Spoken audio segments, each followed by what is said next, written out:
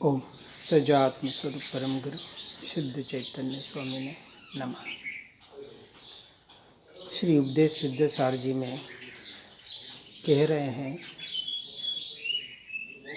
जो मोह मल का क्षय करके अर्थात स्त्री पुत्र परिवार देह आदि में जो आसक्ति है, मोह है, ममत्व है, एकत्वपना है, मैं मेरापना है, उस मोह रूपी मल का क्षय करके वहाँ से दृष्टि हटाकर विषयों से विरक्त होकर अर्थात 5 इंद्रियां और छठा मन, इनके जो विषय हैं उनसे विरक्त होकर फिर मन का निरोध करके अर्थात मन में जो भी विकल्प आ रहे हैं, भाव आ रहे हैं, उनका भी निरोध करके अर्थात उन्हें अपना मानना छोड़कर। सबसे बड़ी भ्रांति यही है कि मन वचन काया शरीर के जो परिणाम हो रहे हैं, ये शरीर को मैं मान रखा है और शरीर को मैं मानने की वजह से जो संसार में मेरापना किया हुआ है, यह इस जीव को भटकाने वाला है। और जब तक इन चीज़ों से विरक्त नहीं होता है और अपनी आत्मा का, अपने स्वरूप का, स्वभाव का आश्रय नहीं करता है, तब तक जीव मोक्ष मार्ग का अधिकारी नहीं है। इसलिए ऐसा जीव अर्थात मोहमल का क्षय करके विषयों से विरक्त होकर मन का निरोध करके ही स्वभाव में समवस्थित हो सकता है। आत्मा की, स्वरूप की, स्वभाव की बातें तो सुन पड़ रहे हैं, परंतु उसके लिए कर क्या रहे हैं?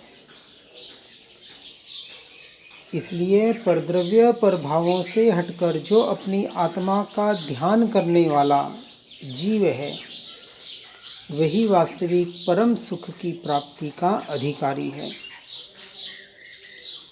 और ऐसी अपनी आत्मा के विचार में निपुण राग रहित जीवों के द्वारा निर्दोष क्षुद्र ज्ञान से भी आत्मा केवल ज्ञान के समान जाना जाता है। जिस केवल ज्ञान को पर्याय में प्रकट करना है, उसके लिए निरंतर उसकी साधना करनी पड़ेगी, आराधना करनी पड़ेगी। सिर्फ पढ़ने सुनने से काम नहीं होगा। और इसलिए इंद्रियों को अपने विषयों से रोककर आत्म ध्यान का अभ्यास करने वाले निर्विकल्प चित्त ध्याता को आत्मा का परम सुख, परम शांति, परम आनंद में जो रत्नत्रय स्वरूप है, उसकी प्राप्ति हो सकती है, साक्षात अनुभव हो सकता है। जिसे अपनी आत्मा का साक्षात्कार करना है, अनुभव करना है, उसको इस प्रकार की साधना करनी पड़ेगी। सिर्फ सुनने पढ़ने से काम नहीं होगा। तो ऐसा आत्मा अनुभव में कैसे आता होगा, उसका यहाँ गाथा 379 में उल्लेख करते हैं। अलौकिक, अवक्तव्य, अतीन्द्रिय अनुभूति का विषय इतना ही कहा जा सकता है कि उस अनुभव में आनंद ही आनंद, परम आनंद होता है। श्रीमद जी ने अपूर्व अवसर में कहा है, कही शक्या नहीं पणते श्री भगवान जो, अनुभव गोचर मात्र रह्युते ज्ञान जो। जिस ज्ञान को, जिस आनंद को, जिस स्वरूप को, स्वभाव को परमात्मा भी वाणी के द्वारा कह नहीं सकते, मात्र अपने जो अनुभूति का विषय है, आनंद परमानंद बाहर नहीं है, अपने भीतर है, आत्मा में ही है, आत्मा का ही है। इसलिए ऐसा आनंद परमानंद जिसे अलौकिक कहा, लौकिक नहीं है।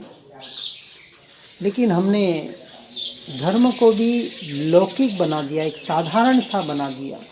कोई शरीर के आधार पर व्रत जप तप कर लिए, कुछ बाहर के जाप पाठ वगैरह कर लिए, ध्यान आदि कर लिया, और हम मान लेते हैं कि हमने धर्म कर लिया।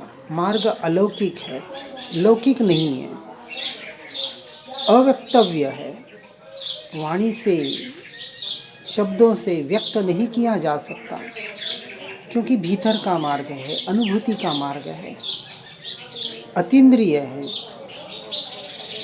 आत्मा की अनुभूति इंद्रियों के द्वारा होती ही नहीं है, क्योंकि जो अरूपी है, अशरीरी है, अजर अमर अविनाशी तत्व है, उसकी अनुभूति आत्मा से कैसे होगी, बाहर से इंद्रियों से कैसे होगी। आत्मा से ही जब आत्मा का ध्यान होता है तब जाके अपने स्वरूप की, स्वभाव की अनुभूति हो सकती है, और जीव उस आनंद परमानंद का अनुभव कर सकता है। हर जीव कर सकता है, हर जीव में वो शक्ति पड़ी हुई है। सिर्फ परमात्मा बनने की शक्ति परमात्मा में थी ऐसी बात नहीं। जब परमात्मा नहीं बने थे तब हमारे जैसे साधारण जीव थे। इस मार्ग में इस बात पर विशेष जोर दिया जाता है। जनरली लोग इस बात को सुनकर आश्चर्यचकित होते कि क्या परमात्मा बना जा सकता है। अरे भैया, हम यही तो बता रहे हैं, परमात्मा बनने का ये मार्ग है, मात्र परमात्मा के जीवन भर पूजा करने का, पाठ करने का मार्ग नहीं है। जब कहा मैं आत्मा ही परमात्मा स्वरूप हूँ, तो मुझ आत्मा में और परमात्मा की आत्मा में क्या भेद है। नीचे से देखा जाए तो कुछ भी भेद नहीं है। भेद व्यवहार में है। व्यवहार की अपेक्षा से देखेंगे तो अभी हमारे में परमात्मा पद प्रकट नहीं हुआ है, उन्होंने प्रकट कर लिया है, इतना सा भेद है। और जब दृष्टि अपनी आत्मा पर, अपने स्वरूप और स्वभाव पर आ जाएगी तो अपना ही परमात्मा स्वरूप भाव स्पष्ट दिखाई देगा, और यही वास्तविक इष्ट है, प्रिय है। और ऐसे ज्ञान स्वभाव की लगन रुचि होने से मबल स्वभाव में लीन रहने पर निर्वाण की अर्थात मोक्ष की प्राप्ति हो सकती है। इसलिए जिन्हें मोक्ष की प्राप्ति करनी है, जिन्हें मुक्ति चाहिए, परम सुख चाहिए, परमानेंट सुख चाहिए, इस जन्म मरण रूपी इस भव भ्रमण से छूटना हो, जिसे ऐसी जिज्ञासा हो। कैसी जिज्ञासा? तो श्रीमद जी ने मुमुक्षुता और तीव्र मुमुक्षुता दो भेद बताए हैं। तो तीव्र मुमुक्षु होना पड़ेगा। हम तो अभी मुमुक्षु की श्रेणी में भी आते हैं या नहीं आते हैं, विचार करना। आत्मसिद्धि शास्त्र में इसके लक्षण बताए हैं। मतार्थी के लक्षण और आत्मार्थी के लक्षण पहले बता दिए, और मोक्ष का उपाय अंत में बताया। इस बात को बराबर वहाँ समझना है। इसलिए स्वानुभूति के काल में अनंत गुणों का सागर जो मुझ में समाया हुआ है, आत्मा में समाया हुआ है, और ऐसे अपने आनंदमयी उस अनंत गुणों का जब अनुभव होता है, निर्णय होता है, श्रद्धान होता है, तो विचार करें कितना आनंद आता होगा भीतर से। ऐसा चमत्कारिक स्वाभाविक पर्यायों में भ्रमण करता हुआ जो निर्विकल्प अद्भुत दशा प्रकट होती है, जो शब्दातीत है, वचनातीत है, विकल्पातीत है। और ऐसी दशा की स्थिरता होने पर पहले तो वो दशा आनी, और फिर उस दशा में स्थिर होना। उस दशा आने का नाम तो सम्यक दर्शन है, और उस दशा में स्थिर होने का नाम सम्यक चारित्र है, और कोई चारित्र नहीं है। बाहर से कपड़े बदल लिए, कुछ व्रत जप तप कर लिए, उसका नाम चारित्र नहीं है। क्योंकि चारित्र, दर्शन, ज्ञान, चारित्र आत्मा के गुण हैं। किसके गुण हैं? किसके गुण हैं? मेरे गुण हैं। किसके गुण हैं? क्योंकि आत्मा को मैं नहीं पहचानता, मैं तो मुझे पहचानता हूँ। मैं आत्मा हूँ। इसलिए आत्मा शब्द को भी निकाल देना। जहाँ आत्मा शब्द आए वहाँ सीधा उपयोग दृष्टि कहाँ जानी चाहिए? मेरे। वो मेरी बात हो रही है, कोई आत्मा फात्मा मैं नहीं जानता, मेरी बात हो रही है। मैं ही तो आत्मा हूँ। ये रमेश, सुषमा, सुरेश, ये बाहर के जो नाम दिए हुए हैं, ये तो पुद्गल के, जड़ के नाम है। मेरा नाम थोड़ी है। और मैं जड़ नहीं हूँ, मैं शरीर नहीं हूँ। और यदि मैं शरीर नहीं हूँ तो शरीर आश्रित जो भी क्रिया है मेरी नहीं है। ऐसा निर्णय होना चाहिए। इसलिए ऐसे पूर्ण गुणों से अभेद, ऐसे पूर्ण आत्म तत्व पर दृष्टि करने से और ऐसे आत्मा का आलंबन लेने से जीव निरालंबन हो सकता है। अभी हम आलंबन किसका ले रहे हैं? किसी परमात्मा का ले रहे हैं, किसी मंत्र का ले रहे हैं, किसी यंत्र का ले रहे हैं, किसी मूर्ति का ले रहे हैं। ये सारे आलंबन कोई श्वास का लेता है, कोई और किसी का लेता है। ध्यान के नाम पर भी यही भटकना हो रहा है। यहाँ तो कह रहा है सीधा आत्मा का यदि आलंबन लिया जाए तो कहते आत्मा का आलंबन ले सकते हैं? यस, ले सकते हैं। आत्मा के अनंत गुण, किसके? किसके अनंत गुण? मेरे अनंत गुण। और उन अनंत गुणों में जो मुख्य गुण ऐसा जो ज्ञान स्वभाव, इस ज्ञान का आलंबन जो निरंतर जानना जानना जानना जानने का कार्य कर रहा है, ऐसे जानने वाले ज्ञान स्वभाव का आलंबन ही आत्मा का आलंबन अर्थात मेरा आलंबन है। अब मुझे कौन से आलंबन की जरूरत है? अब किसी भी आलंबन की जरूरत नहीं है। अपने ज्ञान स्वभाव का आलंबन ही वास्तविक निरावलंबन दशा है। और ऐसे अतीन्द्रिय, इंद्रियातीत अपनी आत्मा का अर्थात ज्ञान स्वभाव का आलंबन लेने से अपनी आत्मा सर्व बाधा से रहित और संपूर्ण आत्मा में स्वयं से स्वयं में सर्व प्रकार से परिपूर्ण सौख्य तथा ज्ञान से समृद्ध वर्तता हुआ उस परम तत्व को, परम सुख को प्राप्त कर सकता है। अन्यथा और कोई उपाय हमारे पास तो नहीं है। और ऐसे परम आनंद, परमानंद को प्राप्त करना है तो क्या करना पड़ेगा? तो कहा सर्व तत्व ज्ञान का सिरमौर मुकुटमणि जो शुद्ध द्रव्य सामान्य अर्थात निज ज्ञायक स्वयं, कहीं अब दूसरे के आलंबन की यहाँ जरूरत नहीं है। स्वयं से स्वयं को काम करना है, स्वयं में करना है।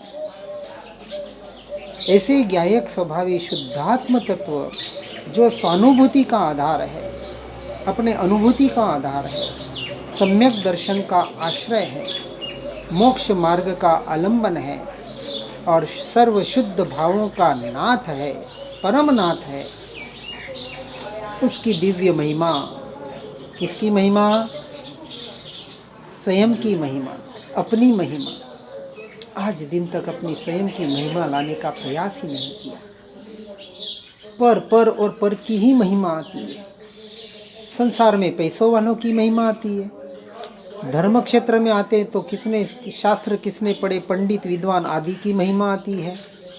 त्यागी तपस्वियों की महिमा आती है। और मंदिर मस्जिद में कहीं चले जाएं तो परमात्मा की महिमा आती है, देवगुरु शास्त्र की महिमा आती है। इतनी ऐसी महिमाएं तो अनंत बार कर ली, अनंत जन्मों में। कितनी बार की? अनंत बार कर ली। केवली आगे रह गयो कोरो। क्यों कोरा रह गया? क्योंकि केवली परमात्मा जिसकी महिमा बता रहे हैं। किसकी महिमा बता रहे हैं? आत्मा की महिमा बता रहे हैं। किसकी महिमा बता रहे हैं? मेरी महिमा बता रहे हैं, क्योंकि मैं आत्मा हूँ ना।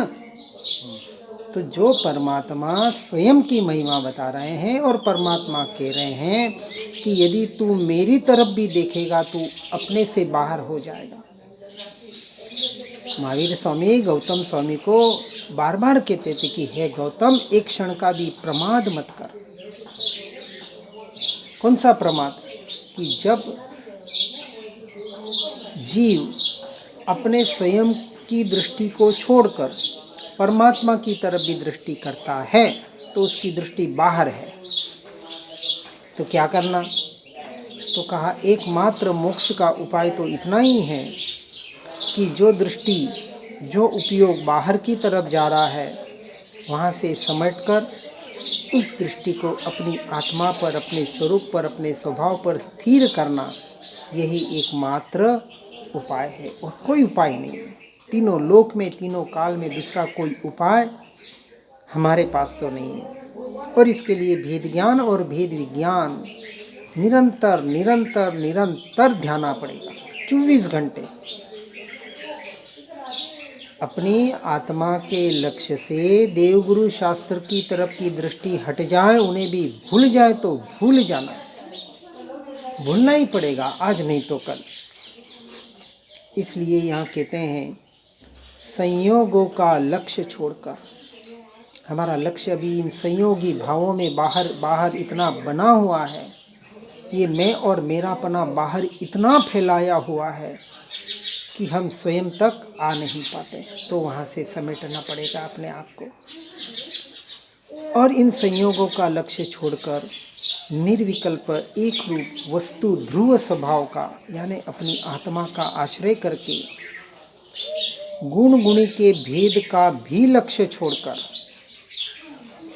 मैं आत्मा हूँ, मेरे में अनंत गुण है, दर्शन ज्ञान चारित्र सुख आनंद, मैं सच्चित आनंद स्वरूप हूँ आदि जो ये गुणों के भेद हैं, ये जो पर्याय जो मलिन भी है और शुद्ध भी है, शुद्ध भाव, ये पर्याय भी मेरा स्वरूप नहीं, पर्याय के परिणाम मेरा स्वरूप नहीं, ये गुणों के भेद मेरा स्वरूप नहीं, इन सब से भिन्न न्यारा अभेद अखंड एक परिपूर्ण घनपिंड त्रिकाली ध्रुव तत्व चैतन्य स्वभावी भगवान आत्मा, वही मैं हूँ।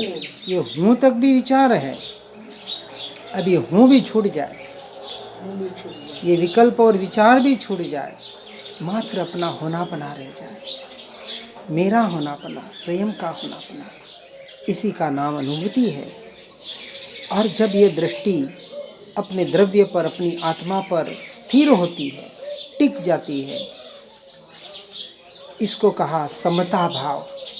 और ऐसी समता भाव में परमानंद की अनुभूति होती है। और जब ऐसे परमानंद की अनुभूति होती है, ये दुख जो हमने भ्रांति से मान रखा है, वास्तविक दुख नाम की कोई चीज है ही नहीं, है ही नहीं। संसार में दुख आता है, शरीर में दुख आता है, ये सारे भ्रांति है।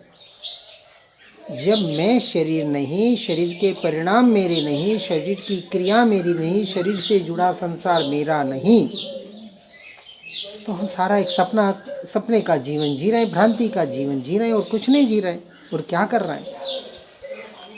तो जब तक इस भ्रांति से नहीं छूटेंगे, तब तक जो आनंद, जो मेरा स्वभाव है, जो परमानंद, जो मैं हूँ, जो मुझ में भरा पड़ा हुआ है, उसको कैसे प्राप्त कर सके?